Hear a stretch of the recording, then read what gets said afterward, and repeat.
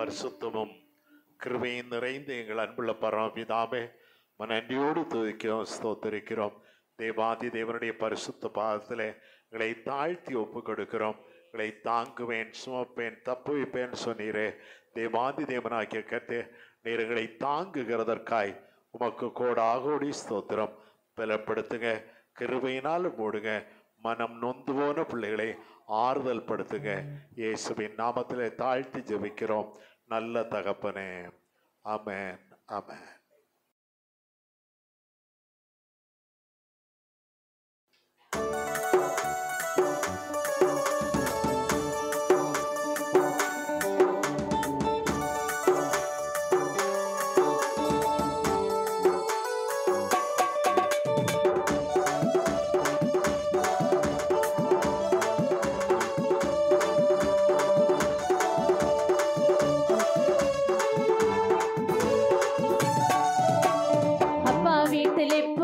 சந்தோஷமே, ஆடலும் பாடலும் இங்குதானே. நம்ம அப்பா வீட்டில் எப்போதும் சந்தோஷமே, ஆடலும் பாடலும் இங்குதானே. ஆடுவோம், கொண்டாடுவோம், பாடுவோம், நடனமாடுவோம். ஆடுவோம், கொண்டாடுவோம், பாடுவோம், நடனமாடுவோம். அல்லேலூயா, ஆனந்தமே, எல்லையில்லா பேரின்பமே. அல்லேலூயா, ஆனந்தமே, எல்லையில்லா பேரின்பமே. நம்ம அப்பா வீட்டில் எப்போதும் சந்தோஷமே, ஆடலும் பாடலும் இங்குதானே. நம்ம அப்பா வீட்டில் எப்போதும் சந்தோஷமே, ஆடலும் பாடலும் இங்குதானே. காத்திருந்தார், கண்டு கொண்டார், கண்ணீர் எல்லாம் துடைத்து விட்டார்.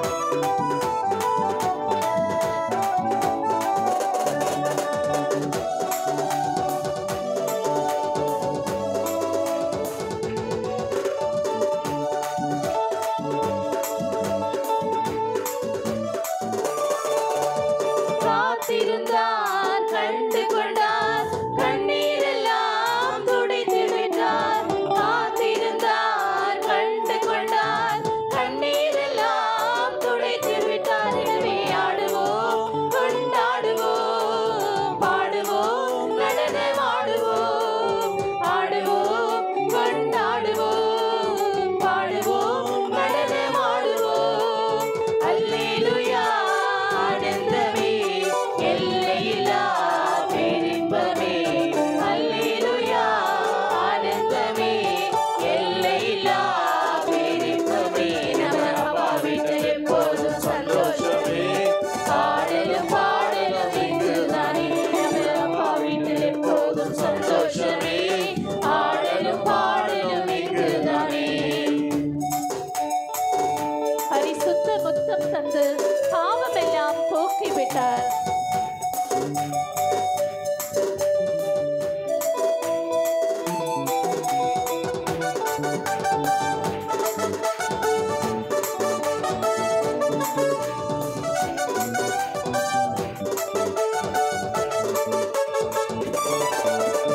பரிசுத்த முத்தம் தந்து பாவமெல்லாம் போக்கிவிட்டார். பரிசுத்த முத்தம் தந்து பாவமெல்லாம் போக்கிவிட்டார். எனவே ஆடுவோம், கொண்டாடுவோம், பாடுவோம், நடனமாடுவோம்.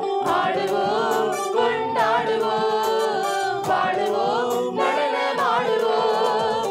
அல்லேலூயா, ஆனந்தமே, எல்லையில்லா பேரின்பமே. அல்லேலூயா, ஆனந்தமே, எல்லையில்லா பேரின்பமே. நம்ம அப்பா வீட்டில் எப்போதும் சந்தோஷமே, ஆடலும் பாடலும் இங்குதானே. நம்ம அப்பா வீட்டில் எப்போதும் சந்தோஷமே, ஆடலும் பாடலும் இங்குதானே. ஹல்லேலூயா. இது கர்த்தர் தந்த மனமகிழ்ச்சியின் நாள். ஆகவே நாம் எதை குறித்தும் கலங்காதபடிக்கு ஆண்டுடைய சமூகத்திலே கர்த்தருடைய வார்த்தைக்காக காத்திருப்போம். கர்த்தர் நம்மோடு கூட தம்முடைய வார்த்தையை கொண்டு நிச்சயமாக இன்றைக்கு பேசுவார். இந்த நாளின் செய்திக்காக நான் ஆண்டுடைய சமூகத்திலே நான் ஜெபித்து கொண்டிருந்த போது பரிசுத்தவானாகிய யாக்கோபு கடந்து சென்ற அவருடைய போராட்டத்தின் காலத்தை நான் யோசித்து பார்த்தேன். அவர் தன்னுடைய வாழ்க்கையிலே அவர் துவங்கின போது ஒரு செல்ல பிள்ளையாய் வீட்டிலே வளர்ந்து வந்தவர். தாயால் அதிகமாய் நேசிக்கப்பட்ட ஒரு பிள்ளை. ஆனால் தகப்பனுடைய பாசத்தை அதிகமாய் அவர் அனுபவித்ததில்லை. தகப்பன் அதிகமாய் இவருடைய அண்ணனை நேசித்தார். ஆனால் இவரையோ தாய் அதிகமாய் நேசித்தாள். அப்படி இருக்கிற வேளையிலே ஒரு சூழ்நிலையின் காரணமாக மரண பயத்தினாலே வீட்டை விட்டு ஓட வேண்டிய சூழ்நிலை வருகிறது. வீட்டிலே எந்த விதமான ஒரு பயிற்சி அடையாத ஒரு வீட்டுவாசியாக அவரை குறித்து சொல்லப்பட்டிருக்கிறது, கூடாரவாசி என்று. வீட்டிலேயே இருந்த ஒரு பிள்ளை திடீரென்று வீட்டை விட்டு ஓடி போக வேண்டிய ஒரு நிலை வந்தபோது பயம் இவரை பிடிக்கிறது, நடுக்கம் இவரை பிடிக்கிறது. என்ன செய்வதென்று அறியாதபடிதான் இருட்டிலே ராத்திரியிலே அப்படியே ஒரு கல்லை எடுத்து தலைமாட்டிலே வைத்து விட்டு படுத்து ஏதாவது நல்லது நடக்குமா என்று ஒருவேளை யோசித்து கொண்டே படுத்து கொண்டிருந்திருப்பார். அப்பொழுது தேவாதி தேவன் அவருக்கு தரிசனமாகி அவரோடு கூட ஒரு சில வாக்குத்தத்த வார்த்தைகளை பேச தொடங்கினார். அந்த வார்த்தைகளை தன்னுடைய இருதயத்திலே அவர் வைத்து கொண்டார். அதை கொண்டு தன்னுடைய வாழ்க்கையை நடத்துகிறதற்காக தொடர்ந்து அவர் போராடினார். எத்தனையோ போராட்டங்கள். தன்னுடைய மாமனுடைய வீட்டிலே அடைக்கலமாய் செல்லுகிறார். ஆனால் அங்கே பலவிதமான போராட்டம், நினைத்து கூட பார்க்க முடியாத அளவிற்கு பாடுகளை அவர் அனுபவிக்க வேண்டி இருந்தது. எத்தனையோ ஆண்டுகள் அவருக்கு அதிலிருந்து விமோசனம் கிடைக்கவில்லை. கடைசியாக ஆண்டவர் சொன்ன வார்த்தையின்படியே இவருடைய வாழ்க்கையிலே பெரிய ஆசீர்வாதங்களை கொடுத்தருளினார். ஹல்லேலூயா. கர்த்தர் என்ன சொன்னார்? நான் உன்னோடு கூட இருப்பேன், நீ போகும் இடங்களிலெல்லாம் உன்னை நான் காப்பேன் என்று சொல்லி இவரை நீ திரும்ப இந்த இடத்திற்கு வரும்போது ஒரு பலிபீடத்தை உண்டாக்கு என்று சொல்லி கர்த்தர் இவருக்கு சொன்ன வார்த்தையின்படியே இவர் மறுபடியும் அந்த இடத்திற்கு திரும்ப வந்து ஆண்டவரை தரிசிக்க வரும்போது கர்த்தர் சொன்னபடியே பலிபீடத்தை உண்டாக்கி ஆண்டவரை மகிமைப்படுத்தினார். என்னென்ன பிரச்சனை இவரை தொடர்ந்து வந்ததோ அது எல்லாவற்றையும் ஆண்டவர் ஒன்றுமில்லாமல் மாற்றி போட்டார். ஹல்லேலூயா, ஹல்லேலூயா. பல பாடுகளை சந்தித்த ஒரு மனுஷன். நம்முடைய வாழ்க்கை சரித்திரத்தை, நம்முடைய வாழ்க்கையை சற்று நாம் திரும்பி பார்ப்போமே ஆனால் எத்தனையோ சந்தர்ப்ப சூழ்நிலைகளிலே இந்த யாக்கோபு கடந்து சென்ற பாதையை போல நாமும் கடந்து சென்றிருக்கிறோம். நான் என்னுடைய வாழ்க்கையை சற்று திரும்பி யோசித்து பார்த்தேன். என்னுடைய வாழ்க்கையிலே நான் கடந்து போன போராட்டங்கள் மிக அதிகம். நோய்வாய்ப்பட்டு விழுந்த நேரத்திலே என்னுடைய வேதனையினாலே நான் கஷ்டப்பட்ட நாட்கள் மிக அதிகம். வேதனையினாலும் என்னாலே என்னுடைய படிப்பை நான் கண்டினியூ பண்ண முடியாது என்கிற சூழ்நிலை வந்தபோது அது என்னை அதிகமாய் நொறுக்கி போட்டது. ஆனால் ஆண்டுடைய மேலான கிருபையினாலே ஒவ்வொரு போராட்டங்களிலும் ஜெயமெடுத்து ஆண்டவர் என்னை நான் திரும்பி பார்க்க வைத்த போது நான் மேன்மையாய் மகிமையாய் அவைகளை இன்றைக்கு நான் நினைத்து பார்க்கிறேன். என்னுடைய +2 படிப்பு அதோடு என்னுடைய பள்ளிக்கூட படிப்பு முடிந்து போனது என்கிற ஒரு நிலையிலே இருந்தது. அதன் பிறகு என்னுடைய காலேஜ் படிப்பில் என்னுடைய உடல் சுகவீனத்தின் காரணத்தால் அதோடு கூட என்னுடைய படிப்பு முற்றிலும் முடிந்து போனது என்ற நிலை வந்தது. ஆனால் எந்த இடத்திலும் தலைகுனிவு இல்லாதபடிக்கு என் ஆண்டவர் தன்னுடைய வார்த்தையின்படியே காத்து வந்தார். கரங்களை உயர்த்தி ஒரு அல்லேலூயா சொல்லுங்களேன். இன்னைக்கு நான் நன்றி நிறைந்த உள்ளத்தோடு கூட ஆண்டவரை பார்த்து ஒரு வார்த்தை சொல்லி ஆண்டவரை மகிமைப்படுத்த முடியும். என் ஆத்துமாவே உனக்கு நன்மை செய்தபடியால் நீ இளைப்பாறுதலோடு கூட இரு. ஹல்லேலூயா, ஹல்லேலூயா. என்னுடைய உள்ளான மனுஷனாகிய என்னுடைய ஆத்துமாவை பார்த்து அனுதினமும் நான் சொல்லுகிறதற்கு தைரியமாய் நான் சொல்ல முடியும். என் ஆத்துமாவே, ஆண்டவர் உனக்கு நன்மை செய்தபடியால் நீ இளைப்பாறுதலோடு கூட இரு. நீ ஏன் கலங்குகிறாய்?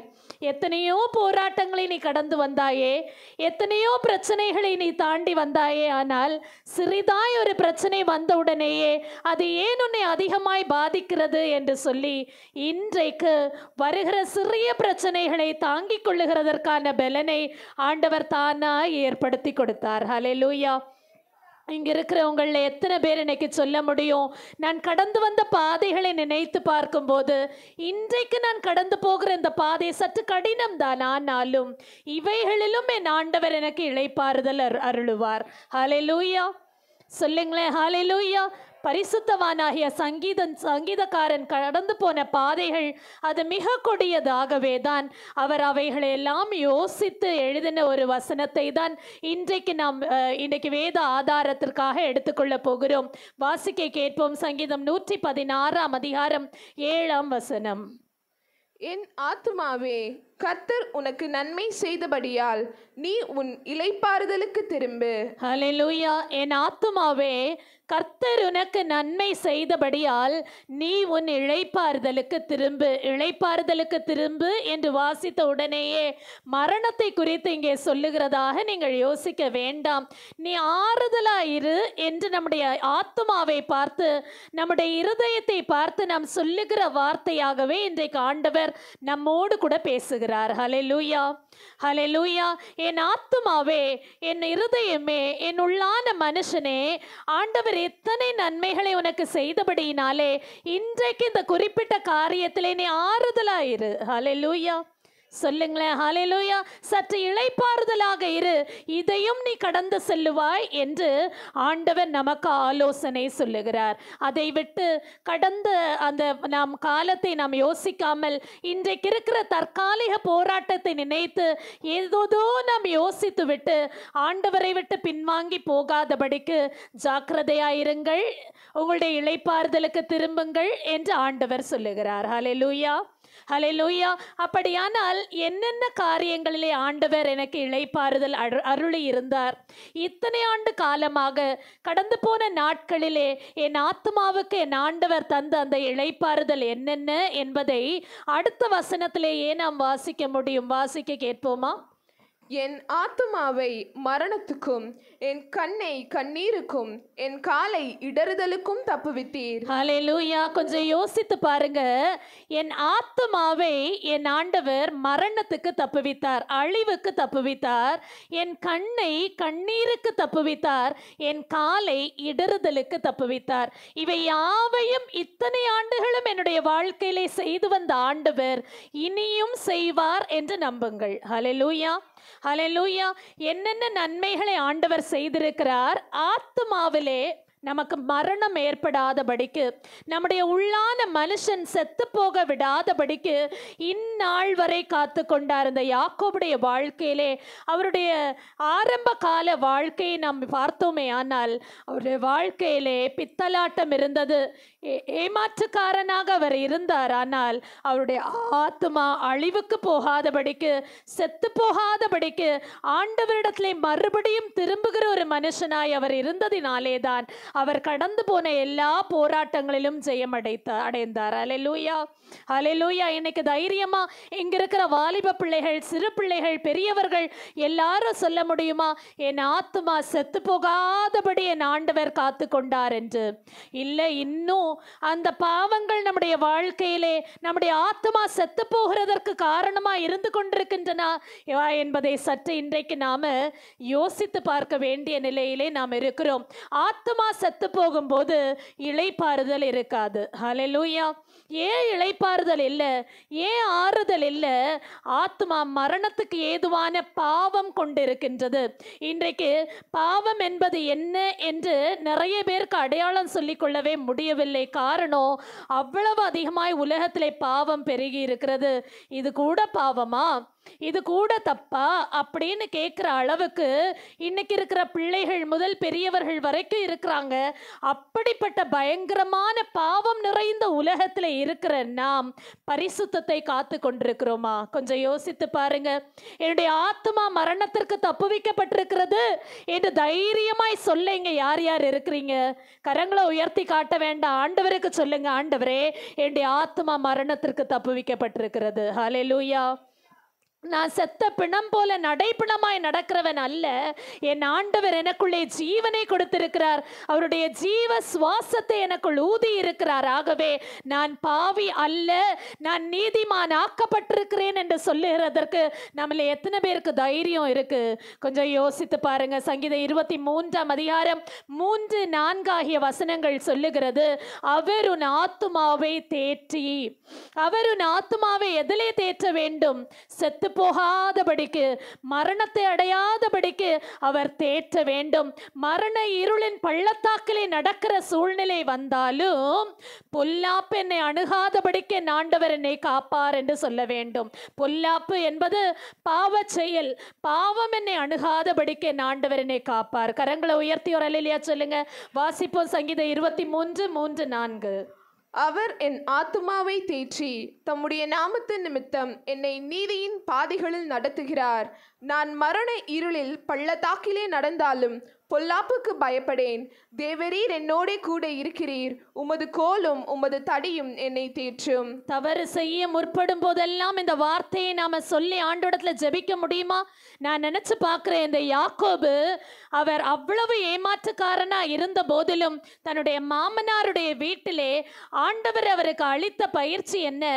இவர் எதை செய்துவிட்டு உயிர் தப்ப ஓடி வந்தாரோ அதையே பல மடங்காய் திரும்ப பெற்றார் தன்னுடைய மாமனிடத்திலே. ஹல்லேலூயா. இவனுடைய சம்பளம் 10 முறை மாற்றப்பட்டது. 10 முறை அவர் ஏமாற்றினார் இந்த மனுஷனை. ஹல்லேலூயா. அது எல்லாவற்றிலையும் இவர் என்ன சொல்லி இருப்பார்? தேவரீர் என்னோடு கூட இருக்கிறீர். உமது கோலும் உமது தடியும் என்னை தேற்றும். என்னுடைய ஆத்துமா மரணத்திற்கு நான் ஒப்பு கொடுக்க மாட்டேன் என்று சொல்லி இந்த மனுஷன் ஜெபித்திருக்க கூடும். ஹல்லேலூயா. இன்னைக்கு ஒருவேளை அந்த மாதிரி ஒரு பாதையிலே கடந்து போய் கொண்டிருக்கிற என் அன்பு தேவனுடைய பிள்ளைகளே, நீங்க சொல்ல முடியுமா? என்னுடைய ஆத்துமா சாகாதபடிக்கு காக்க என் தேவன் என்னுடைய ஆத்துமாவை தேற்றுகிறார். ஹல்லேலூயா. ஹல்லேலூயா. அவருடைய கோலும் தடியும் எனக்கு ஒத்தாசையா இருந்து பாவத்திலே நான் விழுந்து போகாதபடிக்கு அவர் என்னை காப்பார். நாம் வேதத்திலே வாசித்தோமே. ஆனால் ஆவியிலே செத்து போன 2 மனுஷர்களை நான் உங்களுக்கு அடையாளம் காட்ட விரும்புகிறேன். இவர்கள் ஆவியிலே செத்து போனவர்கள் தான். அவர்கள் பேதுரு மற்றும் யூதாஸ். இவர்கள் 2 பேருமே இயேசுவோடு கூட நடந்தவர்கள், இயேசுவோடு கூட இருந்த அற்புதங்களை அனுபவித்தவர்கள். அவர்கள் பசி என்பதை அறியாதவர்கள். அவ்வளவு அதிகமாய் இயேசுவின் நன்மைகளை கூடவே இருந்து பார்த்தவர்கள் தான். ஆனால் ஒரு சூழ்நிலை வந்தபோது, போராட்டம் வந்தபோது அதிலே அவர்களால் நிலை கொண்டு நிற்க முடியவே இல்லை. ஹல்லேலூயா. 2 பேருமே அவருடைய வாழ்க்கையிலே ஆண்டவர் இல்லை என்று சொன்னார்கள், இயேசு இல்லை என்று சொன்னார்கள், இயேசுவை மறுதலித்தார்கள். ஆனா அதுல ஒரு மனுஷன் தன்னுடைய ஆத்துமா சாகாதபடி காத்து கொண்டார். கரங்களை உயர்த்தி ஒரு அல்லேலூயா சொல்லுங்களேன். இந்த பேதுருவோ மனம் கசந்து அழுதாராம். என்ன செய்தார்? மனம் கசந்து அழுதார். அதை தான் நாம் மார்க்கு சுவிசேஷம் 14ஆம் அதிகாரம் 72ஆம் வசனத்திலே வாசிக்கிறோம். வாசிக்க கேட்போம். உடனே சேவல் 2ஆந்தரம் கூவிற்று. சேவல் 2ஆந்தரம் கூவுகிறதற்கு முன்னே நீ என்னை 3 தரம் மறுதலிப்பாய் என்று இயேசு தனக்கு சொன்ன வார்த்தையை பேதுரு நினைவு கூர்ந்து மிகவும் அழுதான். ஹல்லேலூயா. இந்த குணம் இருக்கிற ஒரு மனுஷன் தவறு செய்தாலும் ஆத்தும சாக அனுமதிக்கிறது இல்லை. இன்னைக்கு நிறைய பேருக்கு துணிகரமாய் பாவம் செய்கிற ஒரு குணம் இருக்கிறது. அவருடைய பாவம் சுட்டிக்காட்டப்படும் போது கூட அதை குறித்து உணர்வில்லாமல் இருக்கிறார்கள். உணர்வோடு கூட ஐயோ நான் பாவம் செய்து விட்டேனே, இனி இந்த பாவத்தை நான் செய்ய மாட்டேன் என்று சொல்லி ஆண்டுடைய சமூகத்திலே அழுகிறவன் ஆத்துமாவை காத்து கொள்ளுகிறான். ஹல்லேலூயா. சொல்லுங்களேன். ஹல்லேலூயா. இன்னைக்கு நம்மள எத்தனை பேர் நம்முடைய பாவத்தை குறித்து குத்தப்படும் போது ஆண்டுடைய சமூகத்திலே அழுது அதிலிருந்து வெளியிலே வந்தவர்கள். ஒருவேளை இன்னும் நம்ம அது குறித்து மனஸ்தாபப்பட்ட அழுது அதை நாம் விட்டுவிடவில்லை. ஆனால் இன்றைக்கே அதை குறித்து நாம் திரும்ப வேண்டிய இந்த இரட்சண்ய நாளை நீங்கள் குறித்து கொள்ள வேண்டும். ஹல்லேலூயா.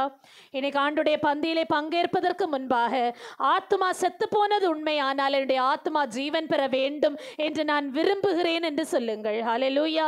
யூதாசை போல ஆத்மாவிலும் மரணம், சரீரத்திலும் மரணம் அவனை பிசாசு ஏற்றுக்கொண்டது. ஆனால் அந்த நிலை எங்கள் ஒருவருக்கும் வேண்டாம் ஆண்டவரே என்று ஒப்பு கொடுப்போம். ஹல்லேலூயா. இந்த பேதுரு தன்னை ஒப்பு கொடுத்ததினாலே அவர் சபைக்கு தூணாக மாறினார். அவர் கற்பாறை ஆக்கப்பட்டார். அவர் நிமித்தமாய் சுவிசேஷம் பல மடங்கு பெருகியது. ஹல்லேலூயா. அந்த நாட்களிலே பயங்கரமான போராட்டம், ஆண்டுடைய நாமத்தை உச்சரிக்கிறதற்கே முடியாத ஒரு நிலை. ஆனால் அதை குறித்து துளியும் கவலைப்படாத பேதுரு எத்தனையோ ஆயிரக்கணக்கான ஜனங்களை ஆண்டுடைய அன்புக்கு நேராக நடத்தினார். இன்னைக்கு நீங்களும் நானும் பாவத்தின் குறித்து உணர்வுள்ளவர்களாக ஆண்டுடைய சமூகத்தில் அழுது நம்மை சமர்ப்பிப்போமே, ஆனால் நம்முடைய ஆத்மா ஜீவன் கொள்ளும் போது பலர் ஆண்டுடைய அன்புக்கு நேராய் திரும்புவார்கள். ஹல்லேலூயா, ஹல்லேலூயா. இன்னைக்கு சொல்லுங்க, ஆண்டவரே எனக்கு இதுதான் ஆசை அப்பா, என்னுடைய வாழ்க்கையில் என்னுடைய ஆசையெல்லாம், என்னுடைய எண்ணமெல்லாம் இதுவாகவே மாறட்டும். என்னுடைய இருதயத்திலே நான் கலக்கமுடையவனாக அல்ல, இளைப்பாறுதல் உடையவனாக மாறுகிறேன் என்று சொல்லுங்க. கோராகு, தாத்தான், அபிராம் என்று சொல்லுகிற 3 பேர் என்ன செய்தாங்களாம்? பரிசுத்த பிள்ளைகளுக்கு விரோதமாக கலகம் பண்ணினார்களாம்.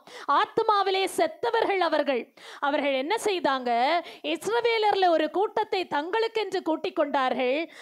ஆண்டவருக்காக நின்ற மோசேக்கும் ஆரோனுக்கும் விரோதமாக கலகம் பண்ண தொடங்கினார்கள். ஆண்டவர் பார்த்து கொண்டு சும்மாவா இருப்பார்? ஆண்டவர் பார்த்தார். அவர் சொன்னார், மற்றவர்கள் சாகிறது போல அல்ல, இவர்கள் சாகிறது வித்தியாசமான ஒரு முறையிலே இவர்களை நான் கொல்லுவேன். ஆகவே இனி முதல் ஆத்மாவிலே செத்து போனவர்கள் மற்றவர்களை, ஜீவனுள்ளவர்களை கிண்டல் செய்யவோ அது முதல் மற்றவர்களை கலகம் செய்கிறதற்கோ முடியாது என்று சொல்லி ஆண்டவர் அந்த நாளில் ஒரு வித்தியாசமான மரணம் அவர்களை எதிர்கொள்ளுகிறதற்கு அனுமதித்தார். என்ன நடந்தது? இவர்கள் நின்று கொண்டிருக்கிறார்கள். திடீரென்று பூமி தன்னுடைய வாயை பிளந்தது. இவர்களையும் இவருடைய குடும்பத்தாரையும் இவருடைய வீடுகளையும் இவருடைய சொத்துக்களையும் மொத்தமாய் வாரி கொண்டு போனது. ஹல்லேலூயா. என் அன்பு தேவனுடைய பிள்ளைகளே, இன்னைக்கு நாம் பேசுகிற வார்த்தைகள்லையும் சரி, நம்ம யோசிக்கிற சிந்தனைகள்லையும் சரி, நம்ம மிக ஜாக்கிரதைப்பட்டு கொள்ள வேண்டும். பரிசுத்தமாய் வாழுகிற ஒரு கூட்டத்தாருக்கு விரோதமாக கலகம் பண்ண ஒரு கூட்டத்தார் எழும்புவார்களே, ஆனால் என் ஆண்டவர் அதை பார்த்து கொண்டு சும்மா இருக்க மாட்டார். ஹல்லேலூயா. சொல்லுங்களேன், ஹல்லேலூயா. இன்னைக்கு ஒப்பு கொடுங்க, ஆண்டவரே இந்த அசுத்தம் எனக்கு வேண்டாம் அப்பா, என்னுடைய ஆத்மாவை நான் ஜீவனுக்கு ஒப்பு கொடுக்கிறேன். ஹல்லேலூயா. என்னை நீங்க மரணத்திலிருந்து பாதுகாத்து கொள்ளுங்க ஆண்டவரே என்று ஒப்பு கொடுங்க. இதுதான் ஆவியின் மரணம். இதுதான் என்னது? ஆவியின் மரணம். அடுத்தது, அநேகர் சரீர மரணத்திற்காக பயப்படுகிறார்கள். நம் வேதத்திலே சங்கீதம் 55ஆம் அதிகாரம் 4-5 ஆகிய வசனங்களிலே வாசித்தோமே, ஆனால் மரண திகில் என்னை பிடித்தது, வியாகுலம் அடைந்தேன் என்று சங்கீதக்காரன் சொல்லுகிறதை நாம் வாசிக்க முடியும். வாசிப்போம். என் இருதயம் எனக்குள் வியாகுலப்படுகிறது, மரண திகில் என் மேல் விழுந்தது, பயமும் நடுக்கமும் என்னை பிடித்தது, அருக்களிப்பு என்னை மூடிற்று. இப்படிப்பட்ட ஒரு பயங்கரமான சூழ்நிலை அவர் கடந்து போனதினாலே அவர் எழுதுகிறார். இன்றைக்கு ஒருவேளை மரண திகில் பிடித்தவர்களாக நீங்கள் வந்து உட்கார்ந்து கொண்டிருக்கலாம். சரீரத்திலே சுகமில்லை, செய்கிற முயற்சிகள் எல்லாம் வீணாய் போகிறது, சரீர முயற்சி எல்லாம் அற்பமாய் போகிறது. ஆகவே மரண திகில் பிடித்திருக்கிறது என்ற நிலையிலே ஒருவேளை நீங்கள் வந்து உட்கார்ந்து கொண்டிருப்பீர்கள். ஆனால் அந்த மரண பயத்தால் ஓடின இந்த தாவீதே நமக்கு எடுத்து இருக்கிறார். ஹல்லேலூயா, ஹல்லேலூயா. மரணத்தை குறித்து அவர் பயந்து ஓடி ஓடி ஓடி தன்னுடைய ஜீவனை காத்து கொள்ளுகிறார். ஆனால் இவர் பயங்கர தைரியசாலி. இவர் ஒரே அடியிலே ஒரு கரடியை வீழ்த்தினவர், சிங்கத்தை வாயை கிழித்தவர். இவரால் செய்ய முடியாதது ஒன்றுமில்லை. ஆனால் கர்த்தர அபிஷேகம் பண்ணப்பட்ட மனுஷன் மேல் நான் கை வைக்க மாட்டேன் என்கிறதிலே இவர் தீர்மானமாய் இருந்ததினாலே உயிர் தப்ப ஒரு தெள்ளு பூச்சியை போல ஓடுகிறார். ஹல்லேலூயா. சொல்லுங்களேன், ஹல்லேலூயா. ஒரு பூச்சியை போல என்னை நசுக்கி போடுவார்களே என்று சொல்லி பயந்து ஒவ்வொரு இடமாய் நாடோடியை போல, ஒரு பரதேசியை போல அவர் சுற்றி திரிகிற ஒரு வாழ்க்கையிலே அவர் சென்றார். நம் வேதத்தில் இந்த யாக்கோபை குறித்து நாம் பார்த்தோமே. இந்த யாக்கோபை ஏன் வீட்டை விட்டு ஓட வேண்டும்? மரண பயம். தன்னுடைய ஜீவனை அண்ணன் கொன்று போடுவானே என்று சொல்லி மரண பயத்தினாலே ஓடுகிறார். அவர் ஓடின போது ஆண்டவரிடத்திலே அதற்கான பதில் அவருக்கு இருந்தது. ஹல்லேலூயா. ஆதியாகமம் 28ஆம் அதிகாரம் 15ஆம் வசனத்திலே ஆண்டவர் அவரை தைரியப்படுத்தி சொல்லுகிறார். என்ன சொல்லுகிறார்? வாசிப்போம். நான் உன்னோடே இருந்து நீ போகிற இடத்திலெல்லாம் உன்னை காத்து இந்த தேசத்துக்கு உன்னை திரும்பி வர பண்ணுவேன். நான் உனக்கு சொன்னதை செய்யும் அளவும் உன்னை கைவிடுவதில்லை என்றார். ஹல்லேலூயா. எல்லாரும் கைவிட்ட நிலை, யாருமே பக்கத்தில் இல்லை. அந்த நிலையில் எதிர்பார்க்காத நேரம் தேவன் இவரோடு கூட பேசுகிறார். முதல் முறையாக, நான் உன் கூட இருக்கிறேன்ப்பா, நீ போகிற இடத்துல எல்லாம் நான் உன்னை காப்பேன், நீ எங்கே இருக்கிறாயோ அந்த இடத்துல நீ ஆசீர்வாதமாக இருப்பாய், நான் உன்னை கைவிடுவதே இல்லை என்று சொல்லி ஆண்டவர் இவருக்கு வாக்கு கொடுத்த பிறகு இவருக்கு தைரியம் உண்டாயிற்று. ஹல்லேலூயா. மரண பயம் அதற்கு பிறகு அவருக்கு இருக்கவில்லை.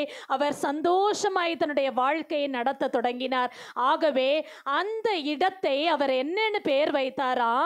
ஏற்கனவே அந்த இடத்திற்கு பேர் லூஸ். ஏற்கனவே அந்த இடத்துக்கு பேர் என்னது? லூஸ். அப்ப இனிமேல் நம்ம யோசிக்கணும். நாம புலம்புறோம் பிரச்சனையை குறித்துனா நம்ம எல்லாம் என்னது சொல்லுங்களேன்? லூஸ். லூஸ் என்று இருந்த பெயர் பெத்தேல் என்று மாற்றப்பட்டது. ஹல்லேலூயா. இவர் சொல்லி அந்த இடத்திற்கு பெத்தேல் என்று பெயர் வைத்தார். பெத்தேல் என்பதற்கு என்ன அர்த்தம்? வானத்தின் வாசல் என்று அர்த்தம். பெத்தேல் என்பதற்கு என்ன அர்த்தம்? வானத்தின் வாசல். இன்று முதல் உங்களுடைய வீடுகளிலே பெத்தேல் குடியிருக்கட்டும். கரங்களை உயர்த்தி ஒரு ஹல்லேலூயா சொல்லுங்க. ஹல்லேலூயா.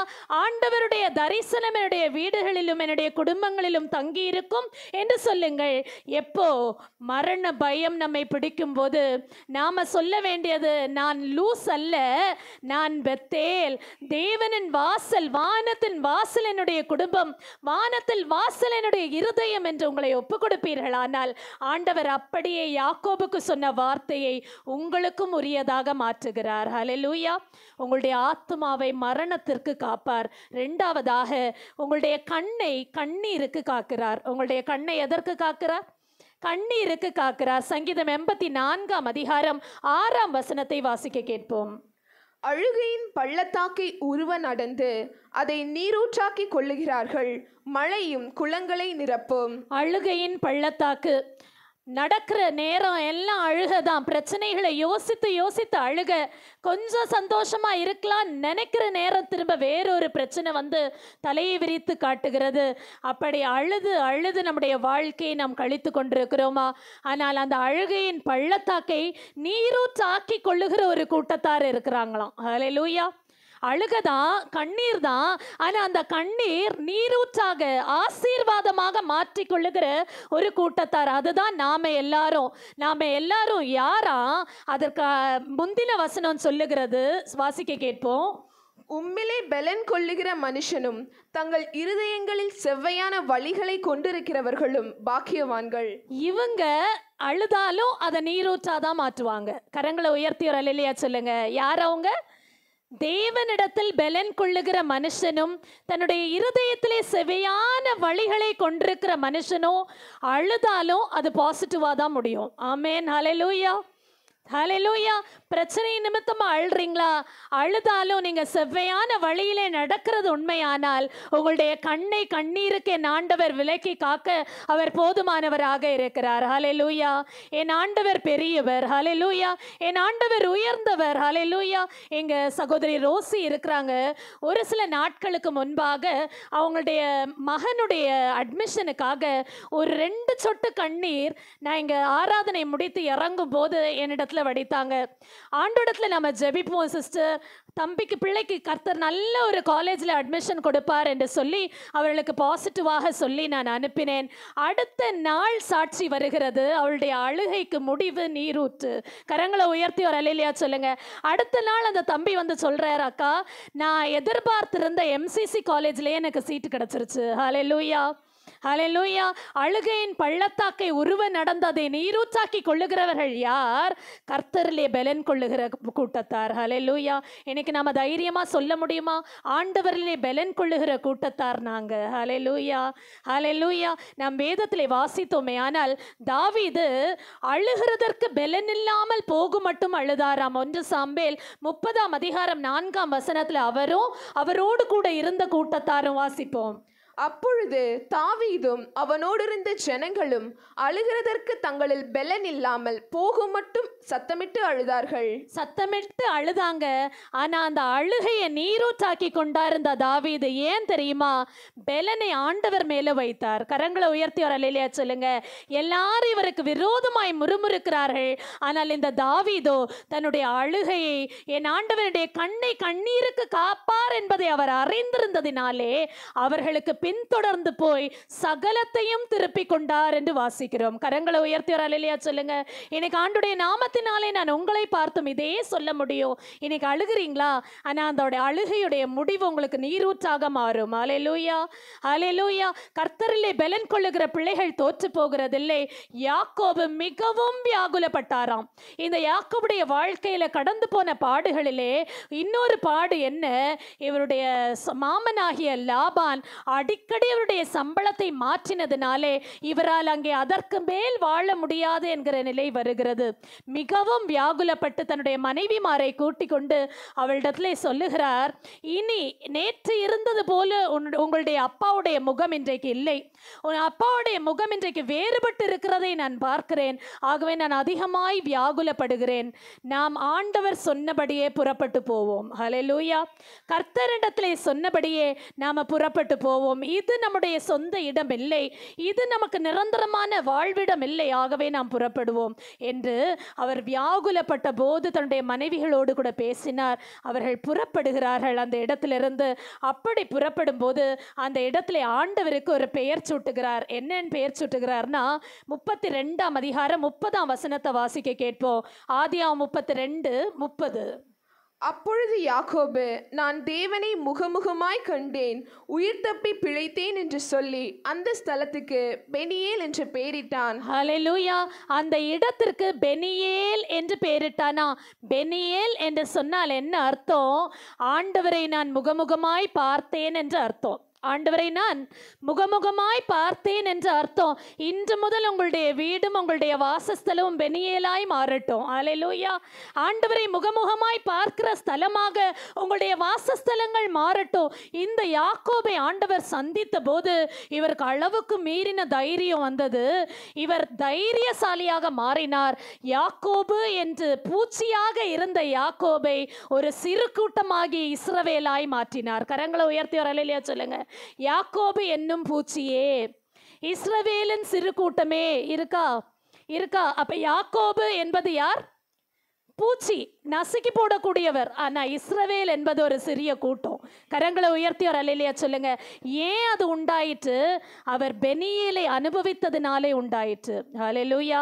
தேவனை நான் முகமுகமாய் கண்டேன் என்று அவர் சொல்லி அந்த இடத்திற்கு பெனியேல் என்று அவர் பெயர் சூட்டினார். அவர் பெயர் சூட்டிவிட்டு சற்று அப்படியே நடந்து போகும்போது சூரியன் அப்படியே உதயமாச்சுதான். அல்லேலூயா. அவருடைய வாழ்க்கையிலே வெளிச்சம் பிரகாசித்தது. இன்றைக்கு ஒருவேளை உங்களுடைய வாழ்க்கையிலே கண்ணீர் தான் என்னுடைய வாழ்க்கையின் முடிவா என்று கேள்வி கேட்டுக் கொண்டிருக்கிறேன். அன்பு தேவனுடைய பிள்ளைகளே, உங்களுடைய கண்ணை கண்ணீருக்கு காக்கிற தேவன் உங்களோடு கூட இருக்கிறார். ஹல்லேலூயா. யாக்கோபோடு கூட இருந்த ஆண்டவர் நம்மோடு கூட இருக்கிறார். அடுத்ததாக ஆண்டவர் என்ன சொன்னார்? உங்களுடைய காலை இடறலுக்கு காத்தார். உங்களுடைய காலை எதற்கு காத்தார்? இடறலுக்கு காத்தார். நாம் வேதத்திலே சங்கீதம் 121ஆம் அதிகாரம் 3-4 ஆகிய வசனங்களிலே வாசித்தோமே. ஆனால் என்ன சொல்லப்பட்டிருக்கு? வாசிப்போம். உன் காலை தள்ளாட ஒட்டார், உன்னை காக்கிறவர் உறங்கார். இதோ இஸ்ரவேலை காக்கிறவர் உறங்குவதும் இல்லை, தூங்குகிறதும் இல்லை. ஹல்லேலூயா. இங்க யாக்கோபை காக்கிறவர்னு சொல்லலையே, இங்க என்னன்னு சொல்லியிருக்கு? இஸ்ரவேலை காக்கிறவர் உறங்குவதும் இல்லை, தூங்குவதும் இல்லை. சிறிய கூட்டமாகி இஸ்ரவேலே, நம்மை காக்கிற தேவன் நம்முடைய கால் தள்ளாட விடுகிறதில்லை. தள்ளாடுகிற நேரத்திலே அதை இடராதபடிக்கு காக்கிற தேவன் நம்மோடு கூட இருக்கிறார். ஹல்லேலூயா, ஹல்லேலூயா. இந்த யாக்கோபுக்கு இடறுதல் வந்தது. எத்தனையோ இடங்கள்ல இவர் இடறி விழுகிற நிலை வந்த போதெல்லாம் ஆண்டவர் இவரை காத்து வழி நடத்தினார். 10 முறை சம்பளத்தை மாற்றி அமைத்த போதும் இவர் ஒரு இடத்திலும் விழுந்து போகாதபடி ஆண்டவர் காத்து கொண்டார். ஹல்லேலூயா. உங்களுடைய வேலை ஸ்தலத்துல உங்களுடைய கால்களுக்கு இடறல் உண்டாக்குகிறவர்கள் இருக்கிறாங்களா? உங்களை எப்படியாவது விழத்தள்ளி அவங்க மேல போயிடணும்னு சொல்லிட்டு பிரயாசம் பண்றாங்களா?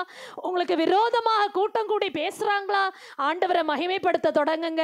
ஆண்டவர் உங்களை விசேஷமாய் அந்த இடத்துல ஆசீர்வாதமாய் வைக்க போகிறார். ஹல்லேலூயா.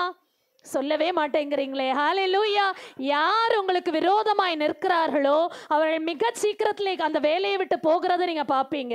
நான் அதை அனுபவிச்சிருக்கேன். ஆகவே நான் சொல்லுகிறேன். ஹல்லேலூயா. ஒரு சின்ன பிரச்சனை இல்லைங்க, பெரிய பிரச்சனையை அவங்க அனுபவிச்சு வெளியே போவாங்க. ஹல்லேலூயா, ஹல்லேலூயா. என் அன்பு தேவனுடைய பிள்ளைகளே, என் ஆண்டவர் தன்னுடைய பிள்ளைகளுடைய விஷயத்திலே அவ்வளோ ஜாக்கிரதையுடைய தேவனாய் இருக்கிறார். யாக்கோபுடைய காரியத்திலே என் ஆண்டவர் அவ்வளவு விசேஷமாய் அவரை ஆசீர்வதித்தார். அவர் லாபானோடு கூட ஒரு உடன்படிக்கை செய்கிறார். இன்று முதல் தேவனே உமக்கும் எனக்கும் சாட்சி. தேவனே சொல்லுங்களேன், உமக்கும் எனக்கும் சாட்சி. கலகம் வரும்போதோ பிரச்சனை வரும்போதோ அங்கே நம்முடைய வாயை கொண்டு போராடி ஜெயிக்கலான்னு நினைக்காதீங்க. நீங்கள் சொல்ல வேண்டியது, என்னுடைய இந்த ஸ்தலம் மிஸ்பாவாக மாறட்டும், இந்த ஸ்தலம் என்னவா மாறட்டும், மிஸ்பாவாக மாறட்டும். என் தேவனே நியாயாதிபதி. வேதத்தில் நம்ம அந்த மிஸ்பா என்று எந்த இடத்திலே சொல்லப்பட்டது? தேவனே உமக்கும் எனக்கும் சாட்சியாக இருப்பார், சமாதானமாக இருப்பார் என்று சொல்லி இவர்கள் 2 பேரும் சமாதான உடன்படிக்கை செய்து கொண்டாங்களாம். யாரு? யாக்கோபும் லாபானும் சமாதான உடன்படிக்கை செய்து கொண்ட அந்த ஸ்தலம் இந்நாள் வரைக்கும் மிஸ்பா என்று அழைக்கப்படுகிறது என்று வாசிக்கிறோம். அல்லேலூயா. என்னென்ன வாசித்தோம் இதுவரைக்கும்? நம்ம என்னென்ன சொன்னோம்? முதல்ல நம்முடைய வாசஸ்தலம் பெத்தேலாக மாறட்டும், நம்முடைய வாசஸ்தலம் பெனியேலாக மாறட்டும், நம்முடைய வாசஸ்தலம் மிஸ்பாவாக மாறட்டும். ஹல்லேலூயா. இப்படி மாறும்போது ஆண்டவர் ஆத்துமாவை மரணத்திற்கு காக்கிறார், நம்முடைய கண்ணை கண்ணீருக்கு காக்கிறார், நம்முடைய காலை இடறுதலுக்கு காக்கிறார். கடைசியாக யாக்கோபு சுகமாய் வசித்திருப்பான் என்று எரேமியா 30ஆம் அதிகாரம் 10ஆம் வசனம் சொல்லுகிறது. யாக்கோபு அமர்ந்து சுகித்திருப்பானா. யாக்கோபு எப்படி இருப்பானா? அமர்ந்து சுகித்திருப்பான். அவனுக்கு எந்த தொல்லையும் இல்லாம, போராட்டமும் இல்லாம நிம்மதியான வாழ்க்கையை ஆண்டவர் அவனுக்கு ஏற்படுத்துவார் என்று தீர்க்கதரிசியாகிய எரேமியா மூலமாய் சொல்லப்பட்டது. வாசிப்போம். எரேமியா 30ஆம் அதிகாரம் 10ஆம் வசனம். ஆகையால் என் தாசனாகிய யாக்கோபே, நீ பயப்படாதே, இஸ்ரவேலே கலங்காதே என்று கர்த்தர் சொல்லுகிறார். இதோ நான் உன்னை தூரத்திலும் உன் சன்னதியை தங்கள் சிறையிருப்பின் தேசத்திலும் இராதபடிக்கு ரட்சிப்பேன். யாக்கோபு திரும்பி வந்து அமர்ந்து சுகித்திருப்பான், அவனை தத்தளிக்க பண்ணுகிறவன் இல்லை. ஆனால் இதுல ஒரு வார்த்தையை ரொம்ப கவனமா வாசிங்க. யாக்கோபு திரும்பி வந்து. யாக்கோபு எப்போ சுகித்திருப்பானா? எப்போ சுகித்திருப்பான்? திரும்பி வந்து அமர்ந்து சுகித்திருப்பான். அப்போ திரும்ப வேண்டிய காரியங்கள் ஏதாவது இருக்கானா, அதை நாம் திரும்புகிறதற்கு ஒப்பு கொடுக்கும் போது நம்ம சுகித்திருப்போம். கரங்களை உயர்த்தி ஒரு அல்லேலூயா சொல்லுங்களேன். திரும்பி வந்து அமர்ந்து சுகித்திருக்கிறதே ஆண்டுடைய தீர்மானம். யாக்கோபு கர்த்தர் சொன்னபடியே திரும்பி வருகிறார். ஆண்டவர் சொன்னார், நான் இந்த இடத்துல முதல்ல தரிசனம் கொடுத்தனே, பெத்தேல் லூஸ் என்று சொல்லுகிற இடத்துல பெத்தேலாக மாறியதே, அதே இடத்துல மறுபடியும் நீ வந்து எனக்கு ஒரு பலிபீடத்தை உண்டாக்க வேண்டும் என்று ஏற்கனவே ஆண்டவர் சொல்லியிருந்தாரே. இவர் ஏசாவை எதிர்கொள்ள போகிறார், பயந்து போகிறார். ஆனா ஆண்டவரோ ஒன்றுமில்லாமல் அதை சமாதானமாய் முடிய பண்ணினார். ஏசா வெறியோடு கூட வந்த ஏசாவுடைய இருதயத்தை ஆண்டவர் இளைப்பாற செய்தார். 2 பேரும் சமாதான உடன்படிக்கை செய்து கொண்ட பிறகு அதே இடத்துல, எந்த இடத்துல? அதே லூஸ்ல தான் பெத்தேலாய் பேரிடப்பட்ட அதே இடத்துல ஏல் பெத்தேல் என்று பெயரிட்டாராம். என்னென்ன பெயரிட்டாராம் சொல்லுங்களேன்? ஏல் பெத்தேல். இது முதல் இந்த ஸ்தலம் கடவுளின் வீடாக மாறுகிறது. கரங்களை உயர்த்தி ஒரு அல்லேலூயா சொல்லுங்க. இது முதல். ஏன்? ஆண்டவருடைய எல்லா போராட்டத்தையும் நான் சகித்திருந்தேன், நான் கஷ்டப்பட்டேன், உண்மைதான். ஆனால் இன்னைக்கு நான் மனமகிழ்ச்சியோடு திரும்ப வந்து ஆண்டவருக்கு பலி செலுத்த வந்திருக்கேன். இந்த இடம் இனி முதல் கொண்டு ஏல் பெத்தேலாக மாறும். இந்த இடத்துல இது ஆண்டவருடைய வீடு, இது கர்த்தருடைய வீடு. இன்று முதல் உங்களுடைய வீடுகள், உங்களுடைய வாசஸ்தங்கள் ஏல் பெத்தேலாக மாறட்டும். ஹல்லேலூயா. ஆண்டுடைய வீடாக மாறட்டும். மாறுமா? ஆமென். அப்பொழுது யாக்கோபு சுகித்திருந்தது போல நீங்களும் நானும் கர்த்தருக்குள் மகிழ்ச்சியாய் இருக்க முடியும். ஹல்லேலூயா, ஹல்லேலூயா. அப்படியே கண்களை மூடுவோம். ஆண்டவர் இன்றைக்கு நம்மோடு கூட பேசி இருக்கிறார். ஆண்டவரே, ஒரு பெத்தேலாக என்னுடைய குடும்பத்தை நீங்கள் மாற்றுங்க, பெனியேலாக என்னுடைய வாசஸ்தலத்தை நீங்கள் மாற்றுங்க. ஆண்டவரே, ஒரு மிஸ்பாவாக என்னுடைய குடும்பத்தின் நபர்களுக்கு மத்தியிலே சமாதானத்தை உண்டாக்குங்க. ஆண்டவரே, ஒரு ஏல் பெத்தேலாக என்னுடைய குடும்பத்திலே, என்னுடைய வாசஸ்தலத்திலே என் ஆண்டவர் தங்கி இருக்கிற வீடாக மாற்றுங்க ஆண்டவரே என்று கேட்போம். ஆண்டவர் உங்களுடைய ஆத்துமாவை மரணத்திற்கும், உங்களுடைய கண் கண்ணை கண்ணீருக்கும் உங்களுடைய காலை இடறுதலுக்கும் தப்புவிக்கிற நல்ல தேவனாய் உங்களோடு கூட இருக்கிறார். ஹல்லேலூயா, ஹல்லேலூயா, ஹல்லேலூயா. எங்களை நேசிக்கிற பரலோகத்தின் பிதாவே, எங்களோடு கூட நீங்க பேசினது நல் வார்த்தைகளுக்காக நன்றி செலுத்துகிறோம். என் ஆத்துமாவே உனக்கு நன்மை செய்தபடியால் நீ உன் இளைப்பாறுதலுக்கு திரும்பு என்று சொன்னீரே. இன்றைக்கு எங்களுடைய உள்ளான மனுஷனை பார்த்து நாங்கள் இதே வார்த்தையை சொல்லி நாங்கள் ஆறுதல் படுத்துகிறோம். இனி பாவம் செய்யாதபடிக்கு எங்களை நீங்க காத்து கொள்ளுங்கப்பா. எங்களோடு கூட இருங்க. இயேசுவின் நாமத்தில் ஜெபிக்கிறோம். எங்கள் ஜெபம் கேளும் நல்ல பிதாவே. ஆமேன், ஆமேன். உங்களுக்கு இந்த ப்ரோக்ராம் பிடிச்சிச்சா? அப்பனா